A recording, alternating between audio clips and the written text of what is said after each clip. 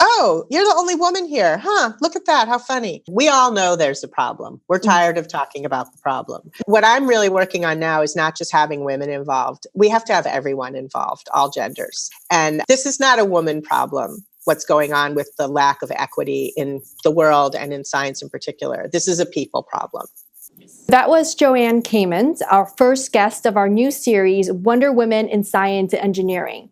So this might be very obvious to you that we're trying to address a very prevalent issue in science through this new series that both Mehdi and I hold dear to our hearts.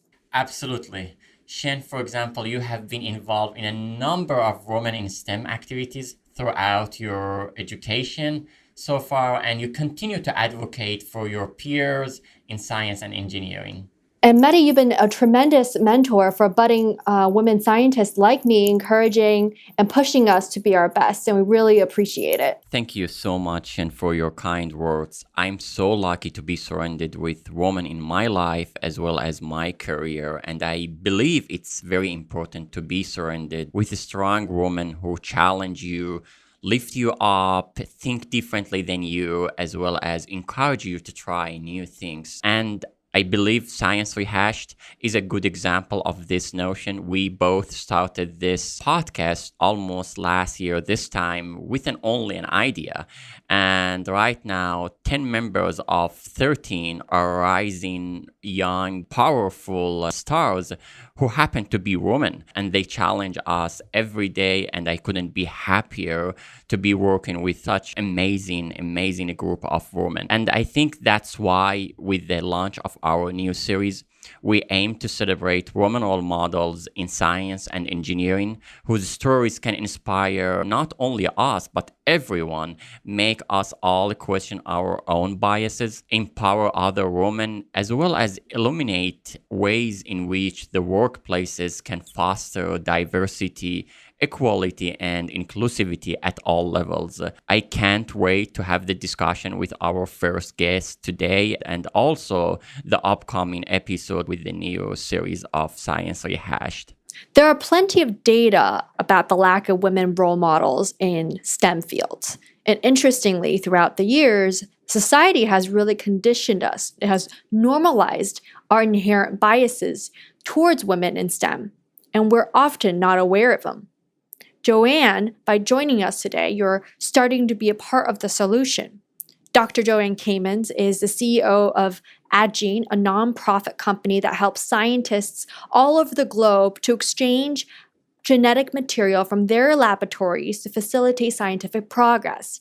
She is a founder of the Massachusetts chapter of AWISE, serves on the advisory board of numerous organizations for better diversity and workplace inclusivity, and is an award-winning mentor and public speaker for women and minorities in STEM. 最前沿的科学研究 Science, Innovazione und Wissenschaft كتب مدى التكنولوجيا كشف جديد Pesquisa Discovery. Rehashing Science. I'm Shen Ning. And I'm Mehdi Jurfi, and we are your hosts for Science Rehashed. Thank you for joining us for our first episode of Wonder Women in Science and Engineering, Joanne. Thank you for having me. I'm really excited to be here. Can you briefly tell us about your journey from your early interests in science until now as the CEO of Adgene? So I grew up in Minnesota and graduated high school in St. Louis Park, was interested in science from a very early age. So I have a picture, it's like my social media picture of me holding my first microscope when I was 9, as a Hanukkah present. So I think I was pretty geeky pretty early. And that was a little shocking for my parents. My dad is a rabbi. He's a retired conservative rabbi. So they didn't know much what to do with my affinity for science and math. But like all Jewish parents, they were very excited about it. I was meant to become a medical doctor, because that's what nice Jewish girls are supposed to do when they're good at science and math. Of course. And other cultures as well, of course. But within about 6 months in college, I went to University of Pennsylvania in Philadelphia, which is where my parents grew up. So I had a lot of family there. It was a great experience. I love Philadelphia, love Penn. Within 6 months, I knew I was pre-science and not pre-med. I didn't even know pre-science was a thing until I got to college. I was the only person in my high school, one or two people that didn't go to University of Minnesota or University of Wisconsin.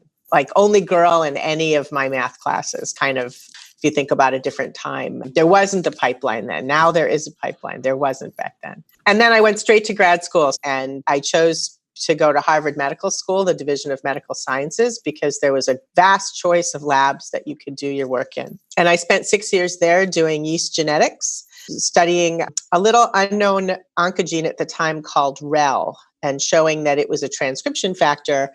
And about 4.5 years into my thesis, NF-kappa B was cloned, for those of you that know the field of transcription factors. And all of a sudden, my quiet little oncogene was the member of a superfamily in highly competitive science. So my advisor was fantastic. He said, "Ooh, write your thesis, get out of here." And so that's what I did. I also had a baby. I defended my thesis when I was 6 months pregnant. I had my first child in grad school, which I highly advocate, worked very well for us. And then I knew that I was not cut out for academia. I had a great advisor. He knew also that that was probably not the right path for me.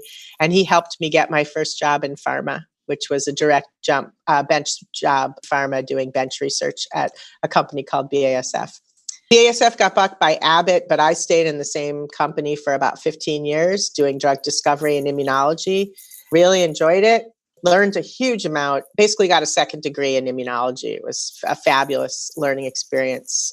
And ended up there at Abbott, it's now AbbVie, but wasn't then, as the group leader in molecular biology for immunology. And that meant I managed a cloning, sequencing, virus, RNAi core facility, and also had a couple PIs to do basic discovery work for new project promotion and starting new projects.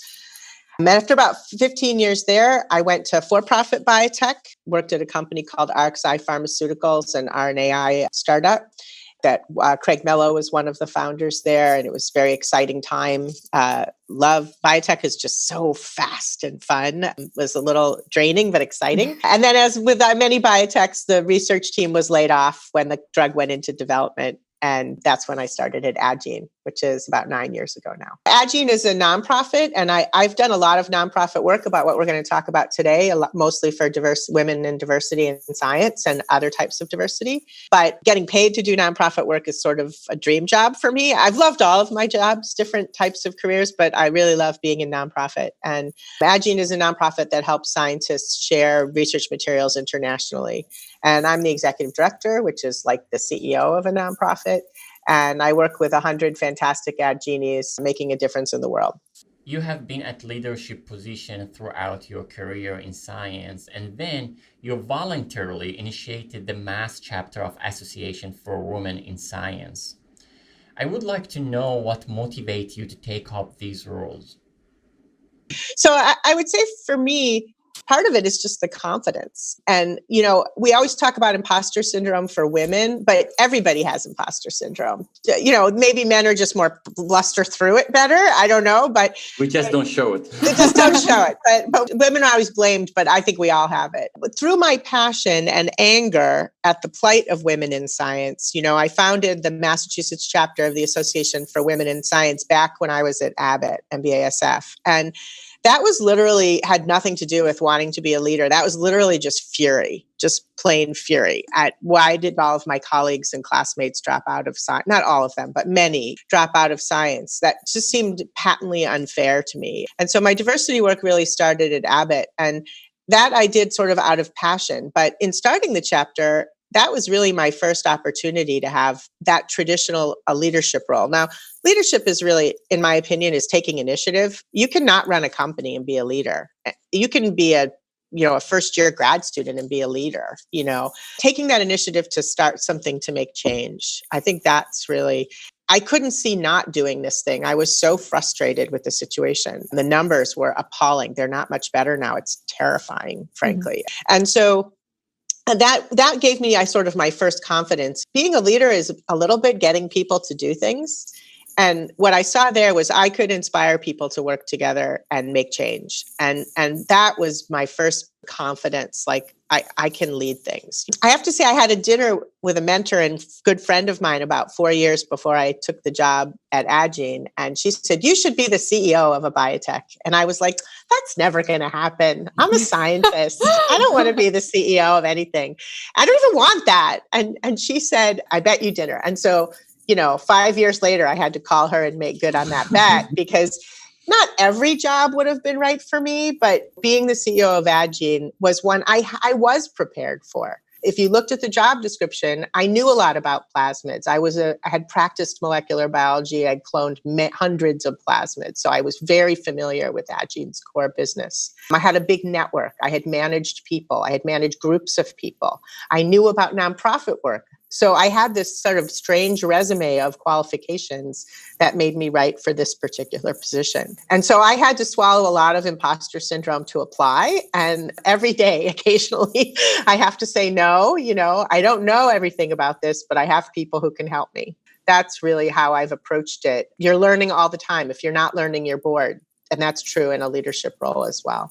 I'm curious about when you first started the Mass chapter of AWISE, what was the reception like? So AWISE is the national organization, Association for Women in Science, and they have a presence in Washington, and they're very involved in policy and government and like the advanced grants and NIH and AAAS. And, I have a core advocacy. And then they have these chapters. And there had been a Massachusetts chapter like in the 70s into the 80s, and it folded in the middle of the 80s. And you guys probably don't remember why. But that's when the courts upheld the decision to support Title IX. So that meant everything was going to be equal. We're all done here. Our work is done. The chapter literally disbanded intentionally.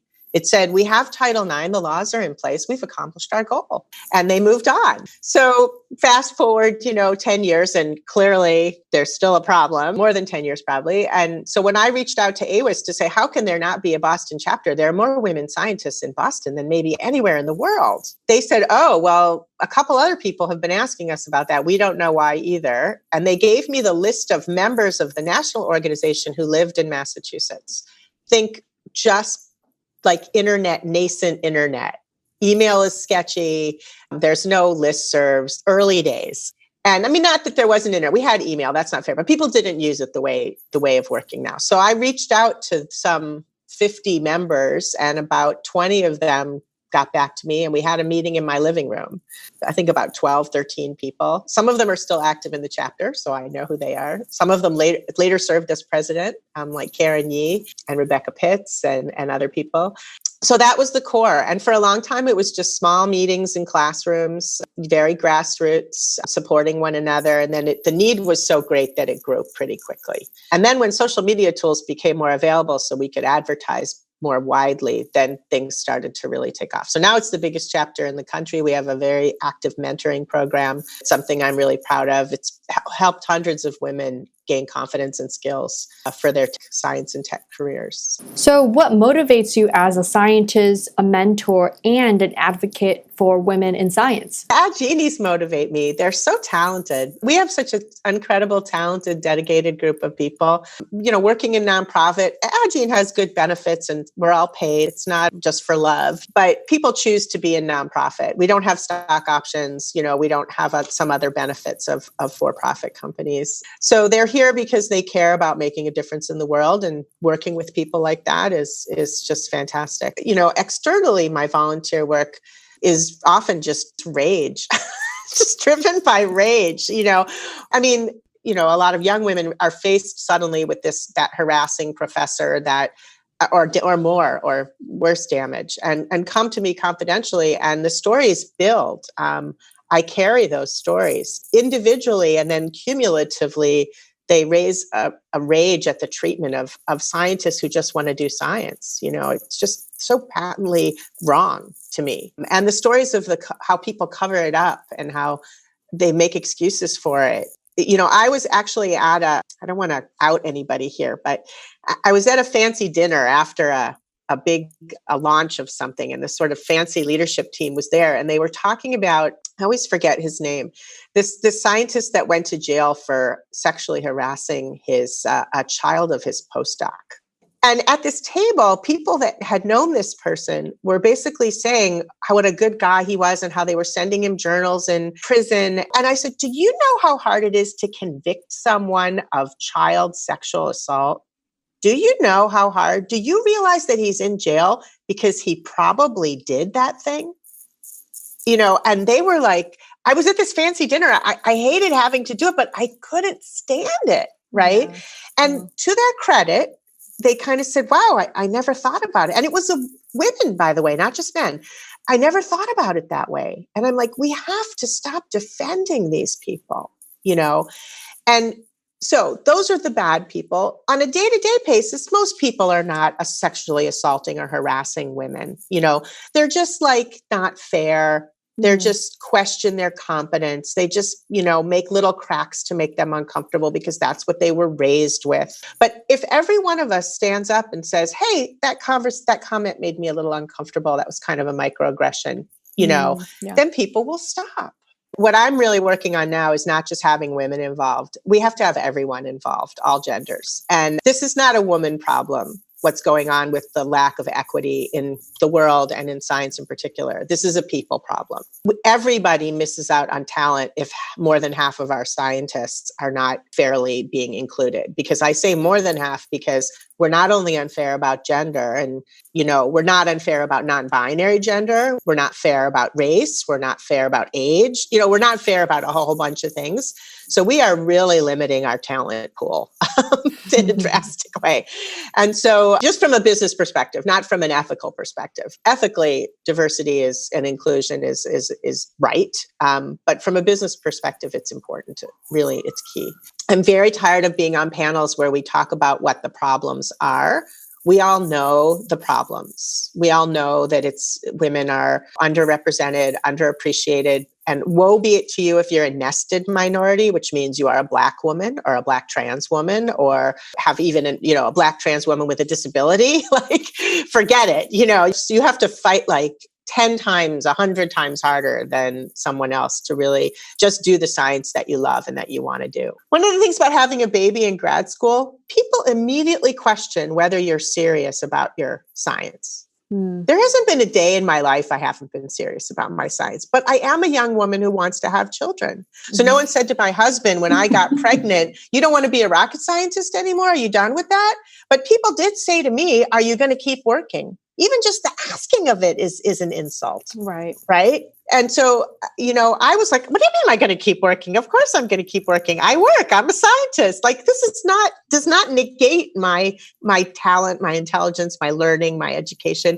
But the minute you are physically manifesting a pregnancy, people question your seriousness about everything else in your life. It's ridiculous. Right. So say to yourself, don't walk up to a pregnant person and say, what are you going to do after? Because that's not the question. People don't ask the non-birth parent that question. This is a very beautiful example. It just resonates with one of my memories. When I came to the United States, one of my colleagues shoot me an email later and said, oh, can you have a look into my cover letter? And I want to apply to Harvard and MIT and see if I have a chance. And she was a brilliant graduate student back in Switzerland, and she got pregnant, and she took 6 months to 9 months. I don't remember correctly, just to want to be accurate. 6 to 9 months gap in her graduate school, went take care of her baby, and she came back. And she highlighted that in the cover letter, said, Mehdi, can you please have a look on this sentence? Should I remove it? Should I keep it? Yeah. I had a little bit longer PhD program, and I'm not sure how the people are going to take this. I'm going to be labeled as a non-serious scientist. Yep. I don't care about this. This is a big deal for a lot of women. Yeah, it's a big deal. And so the minute you think that in your head, please question that perception. It does not for a minute mean that, it doesn't mean that some women will not decide for their personal reasons because their partners perhaps can't carry their part of the load, have to take time at home. Of course, it's mostly the birth parent who does that. And that's mostly women. And so just to be careful my language. But to me, if 50% of the time, or even 60% of the time, it was the birth parent who took the step back from their career, that would be fair. But it's like 95% of the time, and that's both perception and the fact that society doesn't accommodate it, and the couples don't see it. So my husband and I, we just took turns advancing in our careers. Like if I needed to take a step back, he could do more at work. And if he needed to take a step back at home, I could do more at work, depending on what stage we were at, what jobs we were doing.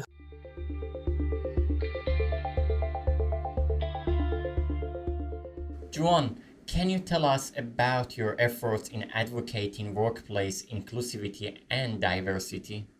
Most of my initiatives now, aside from advising a number of groups like New England Graduate Women in Science and BUGYs, and I'm on a number of other advisory boards, are really about diversity in general and trying to work with companies to really kick off implicit bias awareness and more fair hiring practices, and really to include people. HR is a much more important part of their organizations from the perspective of truly serving the people, not serving management. So, and then bringing visibility to marginalized scientists and groups. So that's the kind of work that of course, also I'm involved in AGEN's diversity and inclusion initiatives and equity initiatives. And how do you ensure these inclusivity at AGEN? Well, the head of our CTO and the head of our IT and system operations are both women. Right there. That's because when we were interviewing, we were able to see that women could be candidates for jobs that are so traditionally men. That's just an example. Like we can see past that. Another example, we have 2 people at our company who come to us hired through Best Buddies, which is an organization in the country that helps people with different abilities and disabilities to be in the workplace and to function in the world. And, we have some jobs that are somewhat repetitive or it doesn't really matter your outward. If you can learn the skills, you can do the job. And so one of our employees, it's been 5 years, one has been 1 year, and they do an enormous amount of work and contribute greatly to AGEN. They like their jobs and come every day and are dependable and are part of our family here. If everybody was like, well, we're not going to take a chance on someone with a disability because of this, then you're missing out on talent that is incredibly reliable and dedicated. I can give you another great story about bias, actually. We have someone in the company who has a hearing disability, who has reduced hearing, and we accidentally had her interview a summer candidate for an intern position who had come to us through the Mass Bio high school program. And she had the courage to apply for a summer job last summer or 2 summers ago. And we had this person, we thought she might be a good helper for this other person. And we had that person do the interviews. And it turned out that this high school student had a cochlear implant and had a hearing disability. And we did not know that. But imagine what that interview was like when the both of them realized it, which they did, and could have this open conversation about what it was like in the workplace for someone here with a hearing difference. Wow, right? And she came and worked just because we didn't say, oh, that's going to be hard to accommodate for. We don't know. We were prepared to accommodate for that diversity. So those are some positive stories. We've had examples where people have come to me to suggest promotions, and maybe the person they were suggesting to promote was a white male, and I thought the person who should be promoted was not a white male. And I made them come to me with a justification. And in the end, that wasn't who got promoted, and it was the right person. The right person was promoted. So those are just some examples. But it takes constant vigilance from leadership and engagement from everyone to really put these into place, I think. Yeah, I think here you touched upon a really great point about having a leadership who's both aware, and also I think one of the biggest things is that visibility of having women leaders. And, I think one of the things that for me, I'm a student, I'm a MD PhD, and it's also a lot of males. And often we actually have some female candidates who come in and interview. And sometimes by, kind of luck of the draw, the students who show up from one of those luncheons is all male. And only 1 or 2 females show up. It's not necessarily because the school itself is biased, but because for that particular event, it looked as if it was. And so one of the first questions I get, if I was one of the few women there, is, what's the gender difference here like? So I think, most places don't have a good gender ratio yet.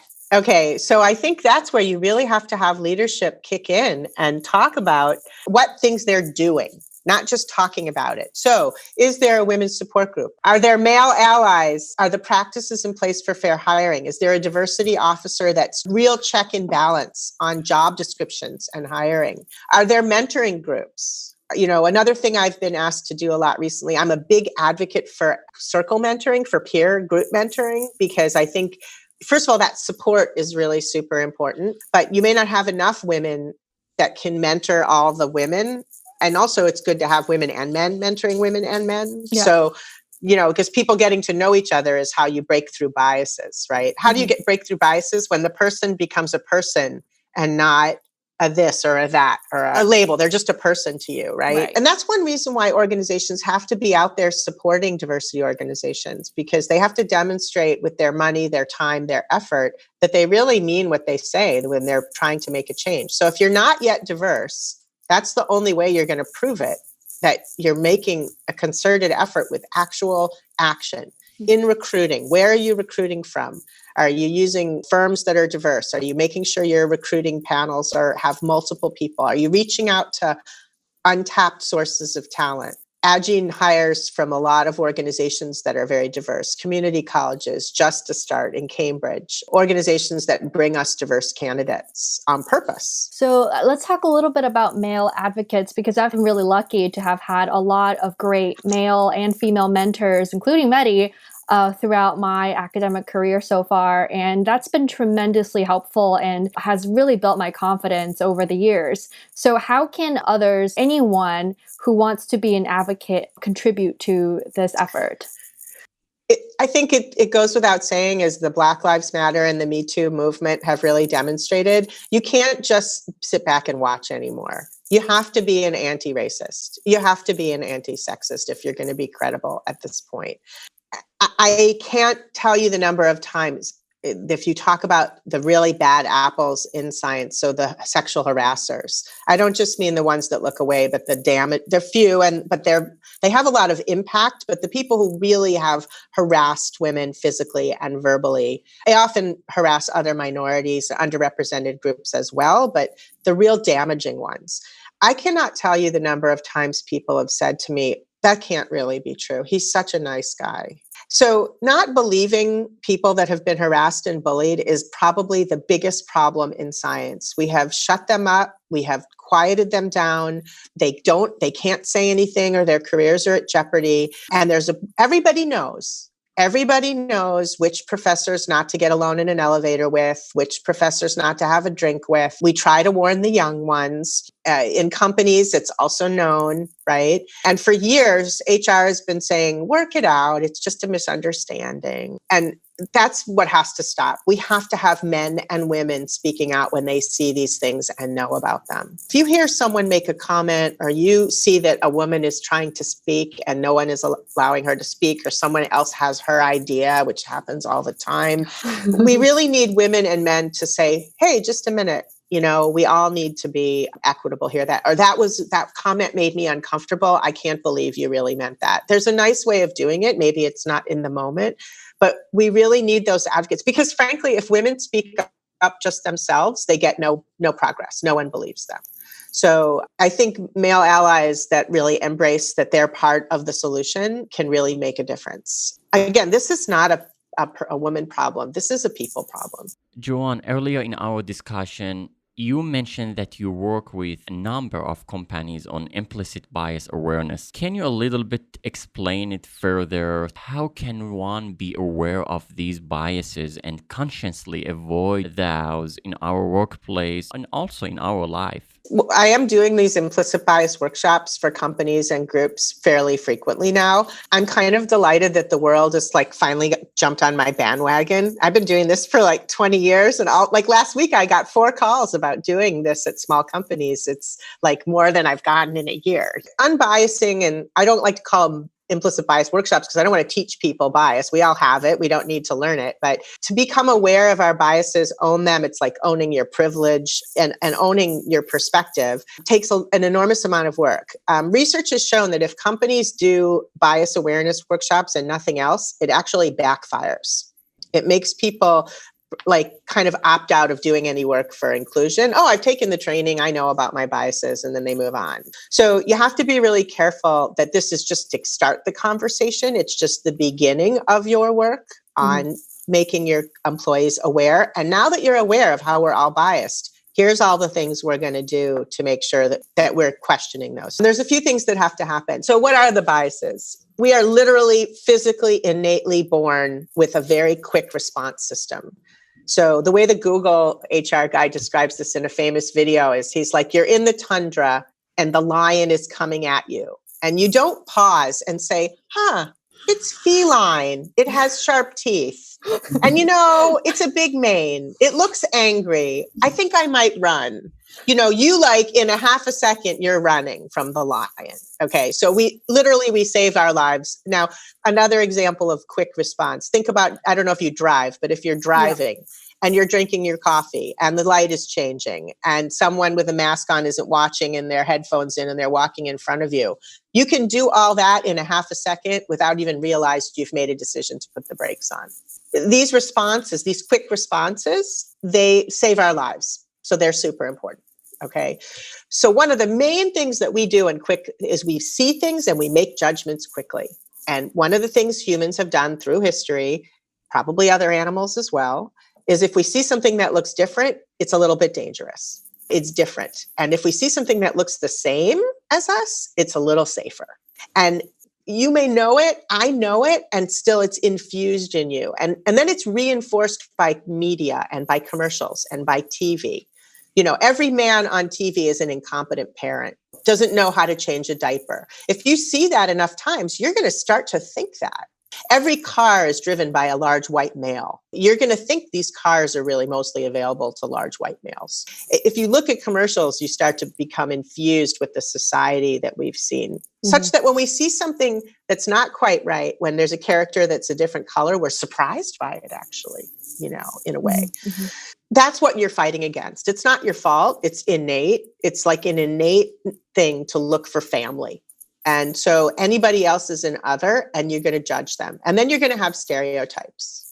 And so what we try to teach in unbiasing is pause and think about it. And then you have to have someone monitoring that. So organizations really have to put very good practices in place during hiring and promotion and salary review in order to keep those things fair. I will tell you that if you are biased, you will not pick the right person for the job because you won't see them. You just won't see them as a candidate.